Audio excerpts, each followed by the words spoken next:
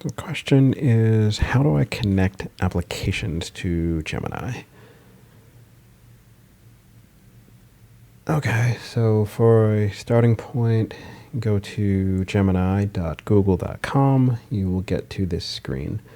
And what you want to do is click on the little gear in the bottom left-hand corner that is Settings and Help. And then from here, you want to go to Apps.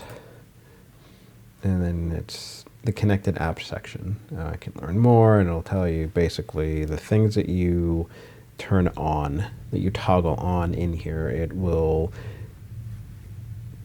You have to give permission on both sides. So turning it on here is giving it permission on this side, and there might be extra steps on the other side.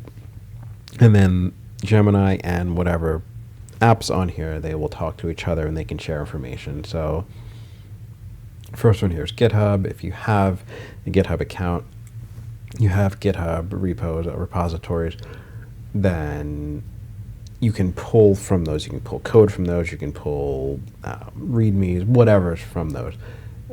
All the apps have a little toggle here, and then if you click on it, most of them will say something like this. It's just like, hey, you sure you want to do this? And then has some privacy information, and then you have to either say yes or no there. I said no, so it's toggled off.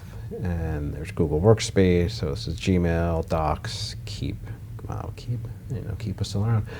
Calendar, Drive, Tasks, again, toggle, I do have that on. You can do YouTube Music if you use that. You can do Asana, it's a project management application. You can do HubSpot, it's a CRM, it's a content marketing, it's kind of everything. You can do MailChimp, which is kind of a CRM these days, but newsletter stuff. They can do it's marketing and mass email. And then you can do SynthID, which is Google's tool that basically if you make a video or an image with Google AI, so Nano Banana Pro, Imagen, Veo, etc., it will put a quote-unquote watermark. It's a digital watermark.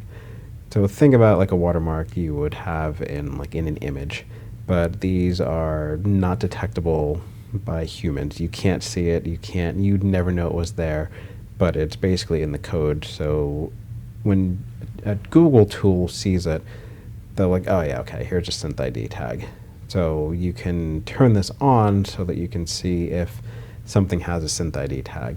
Right now, it's only a Google thing, and there's so many different AI tools and whatever.